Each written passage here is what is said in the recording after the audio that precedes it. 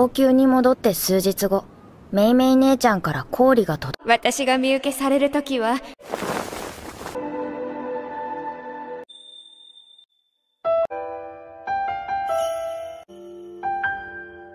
の夜に。Oi!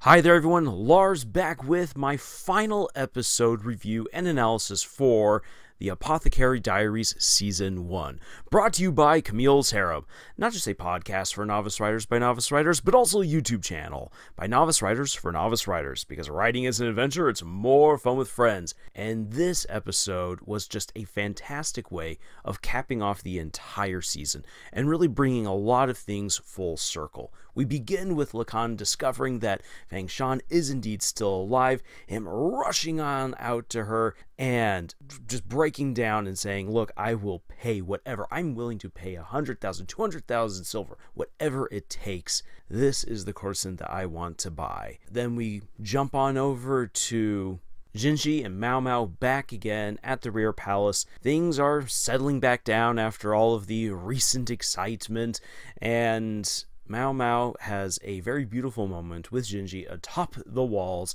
as she dances to bid farewell to whichever courtesan has been bought out. And she doesn't know if this is Meimei or her mother, though it's kind of implied that she does understand that it's very likely her mother who's the one that has been bought out. And if that's the case, well, that's good for her parents, but it's a very bittersweet ending to the whole story. And from there, Jinji takes Maomao back on into the rear palace. She opened up her wounds dancing, and life shall continue. A second season is indeed on the way. But let's have a look at the events of this episode and why they matter, why they're able to cap everything off, bring everything full circle for these characters, and set us up for another season whenever it premieres.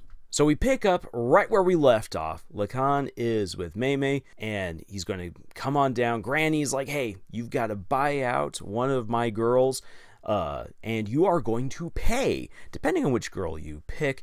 And Meimei is put in the lineup. It's believed that she will indeed be one who is that she will be the one who is bought out by Lacan, because of their connection, because of their relationship. And even Lacan himself is like, yeah, I'm going to go with her, and you really brought out one of the princesses, fine.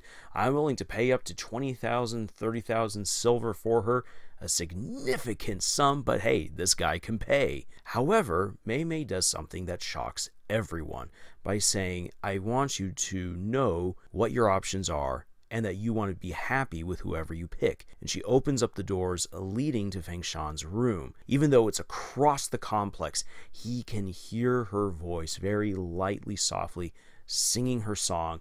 He rushes on out through the storm, busts himself up, breaks on into the room, and sees her. And what I love so much about this scene is how, for him, she's still just as beautiful. Why? Because he can recognize her face. Even with syphilis destroying her body and mind, he recognizes Fang Shan still. And he's able to see beyond all that and see the beauty. And in a way, he's uniquely qualified to do this, maybe more so than anyone else, not just because of his guilt and everything or his feelings for her, but because of his problems with facial recognition. He still recognizes her face, and all he can see is the beauty in that connection. And so he says, I will pay for her. And immediately he takes out some Go pieces and says, let's play Go.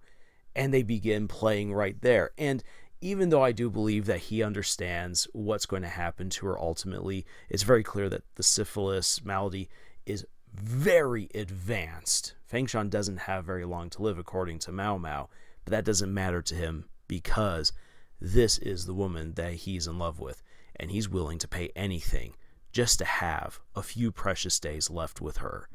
And that says a lot about this man and his own personal journey.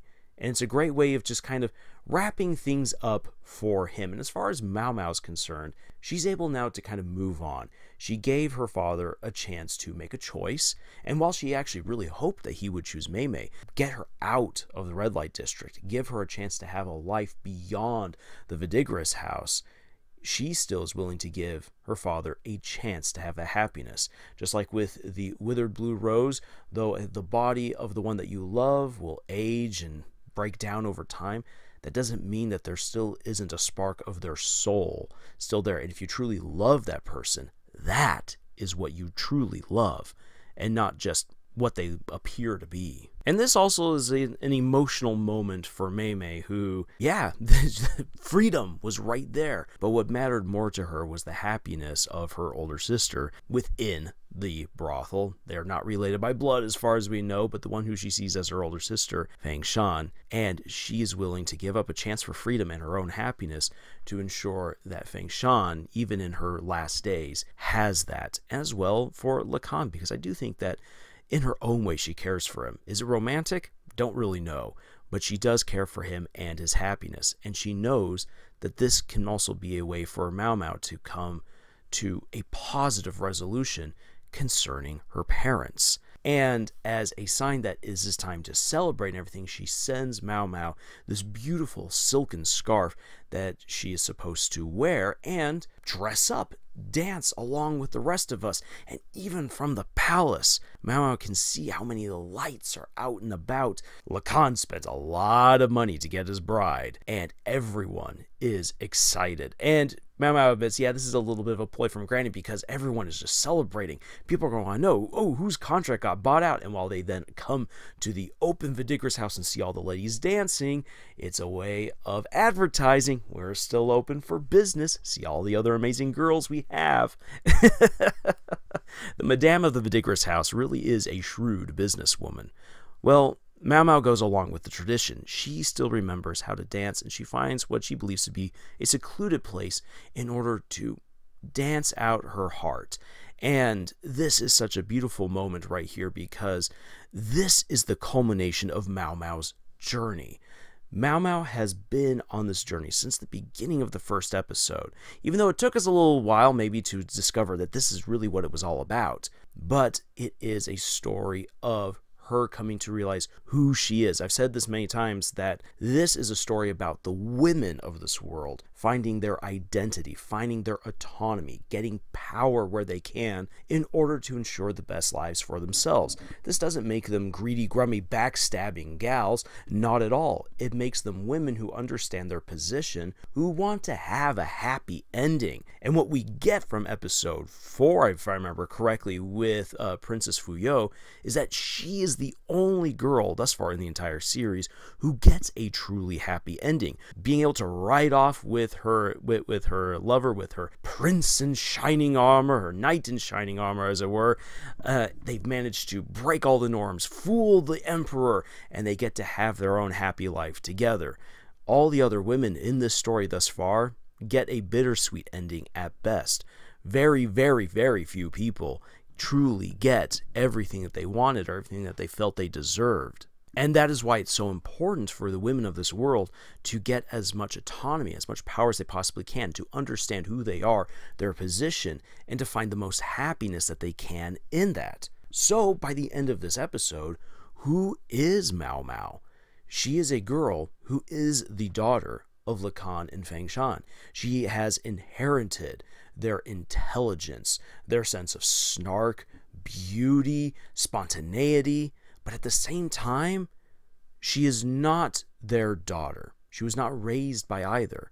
Instead, she was raised by her adoptive father and by the people of the Vidigra's house, who taught her how to be intelligent, inquisitive, kind, selfless even, when it really counts, to love other people. And even though Maomao has said that she doesn't quite understand love, that she believes that love died in her mother's womb, we have seen plenty of examples that say otherwise. And for Maomao, doing this by herself, no one would ever know if she hadn't done this dance for her mother or for Maomao. She does this privately as a way of showing to herself, I do care. And so we come now full circle with Maomao. Who is she? She is the apothecary of the rear palace. She is a power player within this palace. Even if she doesn't quite accept that, we do see that she's accepted that role with how she takes on another job from Jinji, how she smiles with just ecstasy and excitement for whatever new riddles are going to come her way. She is a friend. She is a confidant. She is someone who is going to be there to fight for other women, both within the red light district and within the palace. Who really is Maomao? Well, she is who she is. The same crazy, poison-loving girl, but now she understands herself. We don't need to place upon her some title of heroine or protector or apothecary extraordinaire. She just needs to be herself, understanding who she is. And that is ultimately enough for Maomao. But then we also need to consider her relationship with Jinji. It has gone from antagonistic and kind of a loathing of we need to work together. At least on her part, Jinji's always excited and ready to work with Maomao because he likes her. But for Maomao, those kinds of feelings were not quite reciprocated. But by the end of the season, by the end of this episode, Maomao is like, you know what, when he's acting a little bit childish, it's actually very easy to talk to him, and she's willing to take on more jobs and work together with him. They now have a truly bona fide, positive, healthy friendship between the two of them. And this is going to be important because, well, there's still a huge mystery lingering around. Who is Jinji? We now understand who Maomao is. The mysteries of her past have largely been solved. She's come to terms with who she is, and we now understand her place within the rear palace. But what about kind of her partner in crime? Who is Jinji? How does he play a greater role into the dealings of this imperial palace, of this imperial world? What is concubine Lolan doing? There's a scheme that is playing out there in the open, and yet we know that there are other schemes playing around from behind. I do like how Maomao brings up, yeah, Lacan basically was figuring out what was all happening from behind the scenes. However, he's lazy. He doesn't take direct action. In part, he doesn't take direct action because he can't recognize most people's faces. And so he relied on moving the pieces, on moving other people. And Maomao's like, we're going to be a little bit more hands-on, you and I, which Jinji is more than happy to do that. But this is the setup for the next season. Now that we know who Maomao is and we've solved so many mysteries, who is Jinji? And what is the new plot that is being planned right here, seemingly even in the open?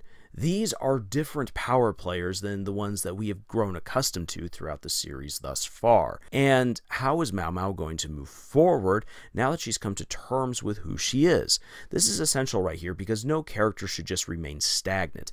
Even when they have reached what seems to kind of be the zenith, the apex of their character arc, even when that happens, you still need to give your characters chances to progress. Now then, we know that there's still plenty of growth for Maomao.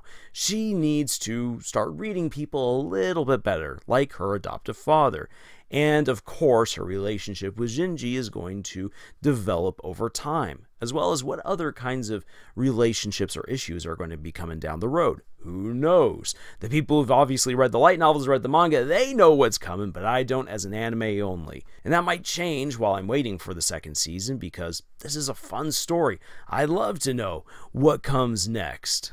But for myself to wrap up my commentary on this season and the analysis and the writing advice that we can pull out of it, there are a couple of things that really strike me about this episode. And maybe the most powerful of which is when Maomao and Jinji are up together on the wall, looking out towards the great lights in the distance where the celebrations are having at the Vidigra's house, and Jinji's wondering, why are you dressed up? Why are you doing what you're doing? In this moment, this is where we come to realize that Maomao has kind of reached the end of her journey for this season, of coming to understand who she is, grabbing a hold of that identity, and the power and the autonomy that it brings to fully understand who she is and to resolve the issues that have held her back for so many years.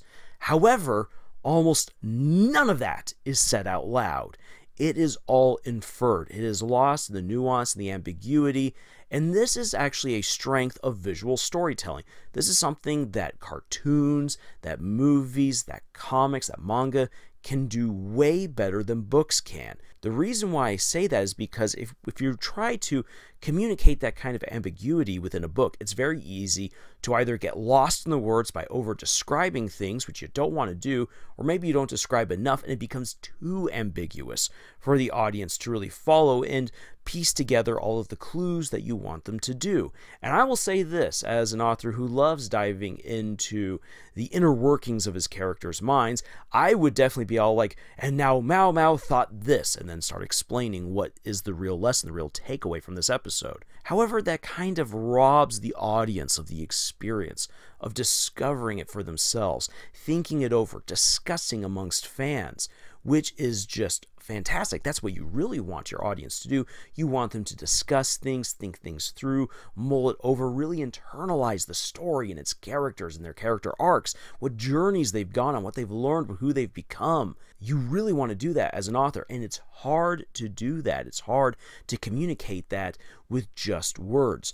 Visual cues really help to clue the audience in about the ambiguity, the nuance, to maybe even misdirect them a little bit, to make them rethink and question themselves if they've truly understood what they've just seen. A book can do that, but it takes fantastic wordsmithing. And I will admit, I'm not that great of a wordsmith. I don't think that I could take all of the suggestiveness from this scene and put it into prose and make it still have the same beautiful weight that we get here in this climactic scene for Maomao's character. The other big takeaway for all writers is this: when it comes to writing a larger series, when you get to the end of a book, you want to make sure that you've wrapped up the most important character arcs for that book, as well as most of the main plot points, while still leaving enough dangling to let people go into the next book. Those are the threads and the cords that connect the overall story. So here in the season, what was really the main journey? It was again about Maomao understanding herself, coming to understand her identity, seizing that along with all of the autonomy and power that it brings for Maomao to actually be herself. And she's grown along the way.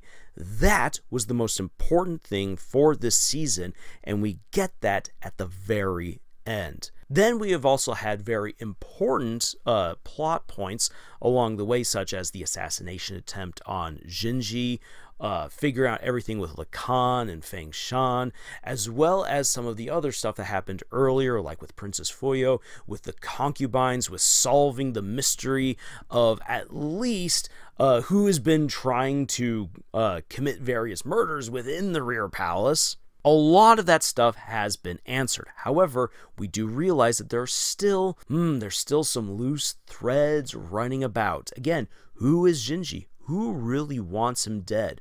Who was being communicated with within the rear palace and within the entire overall imperial complex?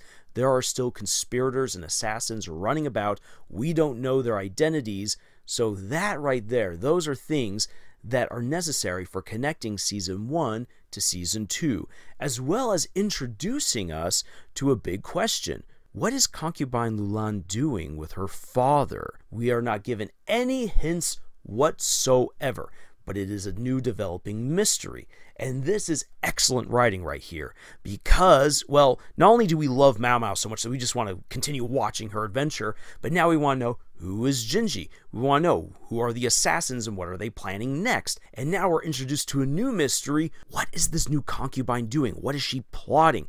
I don't know, but now you have so many reasons to wait for the next season and to watch it when it comes out. That is a fantastic hook at the end of a story. Most times you hear about the hook at the beginning of the story because you want people to stick around for the rest of it. But if you want to make sure that you keep people around for the next story, you want to give them a taste of stuff to come and then hook them with these tantalizing questions and possibilities. Finally, I would say this. You don't need to answer every question by the end of your story or by the end of your book, especially within a series. You don't want to do that. You don't want to give away everything. There's still so much for us to discover. So much for us to try to understand about Maomao, about Jinji, about the world that they inhabit. And that's totally okay. A lot can be left open to interpretation. You don't want to take your audience and guide them by the hand and spoon feed them every single answer. While there are definitely fans who want that to happen that isn't necessarily healthy for retaining them in the long run, nor is it what the rest of the audience wants. They want an engaging story with great characters and a believable world. If you can deliver that to them, it doesn't matter if you don't have every single answer, or even if you have every answer, that you present all those answers and all those details. It is fine if you don't do that. In fact, actually, that can be, again, just kind of like with the ending hook, it could be one of those things that brings people back to wanting more in the long run. So, there you have it. My final review and analysis and writing advice from the last episode of the Apothecary Diaries Season 1. This was such a fun journey, and I'm so grateful that I've had the chance to share it with all of you. There have been so many fantastic people who've shared their own insights, theories, what they knew, spoilers, and all of that stuff, helping me along with my horrible pronunciation of names. All of that, it has been a great journey. I've enjoyed this so much, and it's going to be kind of sad moving on from the Apothecary Diaries. However, there are a few things that I do wish to talk about before I completely close the book on this and then wait for Season 2. One element of the Rear Palace that I have talked about just briefly in other videos, but I haven't really paid much attention to because it's such a massive topic and it requires actually having a lot of information at hand, is the politics of the Rear Palace, of the concubines and what they've been doing. While the concubines themselves do not influence the law of the land necessarily, they play a very important role in how the imperial palace functions. As such, this gives them great power and leverage, and they're able to play their own machinations and games for their own gain or benefits. So that is a topic that I definitely want to get into, and that is one that maybe I will have to bring along someone else for that discussion, because just simply pontificating about it, while that may be fun, might not have all of the details or insights that such a discussion would need. So allow me some time to plan that out, how that might be accomplished, and then look forward to, in the future, a video about the politics of the Rear Palace. That should be a whole lot of fun. But in the meantime, if you'd like to support everything that we do right here, then please check out our other videos, or you can check out the books that we have published. Links for them are in the description below. It would help us out a bunch if you bought a copy or two. But otherwise, thank you so much for joining us on this incredible adventure we call writing. And until the next time that we get to see Maomao consuming questionable substances, choose. ご応募ください。にゃ